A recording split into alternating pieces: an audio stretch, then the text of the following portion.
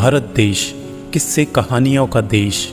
यहाँ की हवाएं खुद में कहानियाँ लेकर चलती हैं। चाहे उजड़ी हुई रियासत हो या आलीशान महल या कोई खंडहर, हर चीज़ अपने आप में हज़ारों अनसुलझे रहस्यों को अपने आप में समेटे हुए है। वहीं दूसरी ओर भारत एक विश्व स्तर पर उभरता हुआ प्रगतिशील देश भी है। हज़ारों लाखों रहस्य यहाँ की ज़मीन में दफन हैं। उन्हीं में से प्रचलित दंत कथाओं में से एक है रानी रत्नावती। कौन थी रानी रत्नावती?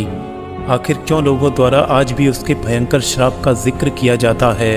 क्या भानगढ़ राजस्थान का किला वाकई किसी श्राप की वजह से खंडहर बन गया या सिर्फ किंवदंतियाँ ही हैं जो हम सुनते आ रहे हैं? प्रसिद्ध जनश्रुतियों के अनुसार रानी रत्नावती को भानगढ़ की रानी बताया गया है तथा किसी कहानी में भानगढ़ की सुंदर राजकुमारी वे इतनी सुंदर थीं कि भानगढ़ से लेकर अजबगढ़ तक उनकी सुंदरता के किस्से मशहूर थे। रानी रत्नावती इस बात से बेखबर थीं कि सिंधु सेवड़ा नामक एक तांत्रिक उन्हें पाने के लिए अपनी तांत्रिक क्रियाएं कर रहा है। वह रानी रत्नावती के रूप पर मोहित था। एक दिन उस तांत्रिक ने भानगढ़ के बाजार में रानी रत्नावती की एक दासी को देखा जो रानी के लिए केश तेल लेने आई थी। उस तांत्रिक ने झूठा वेश बनाकर दासी को अभिमंत्रित किया हुआ केश तेल दे दिया।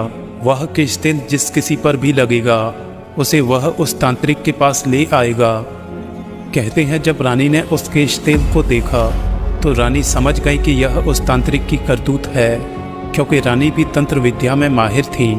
रानी ने उस तेल को तुरंत एक पत्थर पर फेंक दिया और अंधेरा होते होते वह पत्थर एक पुतला बन गया।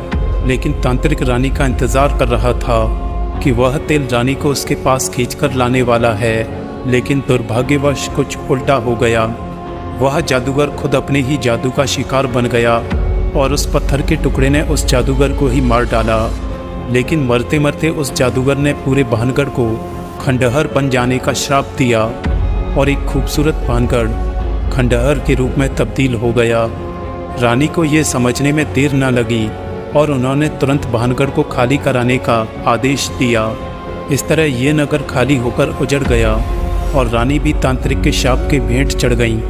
यह तो थी एक कहानी जो काफ़ी प्रचलित है, लेकिन कुछ लोग ये मानते हैं कि भानगढ़ के ये खंडहर रात को फिर से जीवित हो उठते हैं और अकेला इंसान रात में इसमें ठहर ले तो वो जिंदा नहीं बचता या बताने लायक उसका मानसिक संतुलन नहीं रहता। इन्हीं सब घटनाओं और कहानियों की जांच करने के लिए आज तक न्यूज़ की टीम ने पैरानॉर्मल उपकरणों तथा आधुनिक कैमरों की निगरानी में पूरी रात भानगढ़ के किले में भ्रमण किया, लेकिन उन्हें ऐसा कोई साक्षी या सबूत नहीं मिला जो ये साबित करता हो कि भानगढ़ एक हॉन्टेड जगह है जिसे एशिया का सबसे हॉन्टेड पैलेस का दर्जा मिला है। हाँ, उस समय उस टीम के एक पत्रकार की वहाँ से लौटने के बाद रहस्यमय मृत्यु हो गई थी, पर इससे ये साबित नहीं हो जाता कि उसकी वजह ये खंडहर रहे होंगे।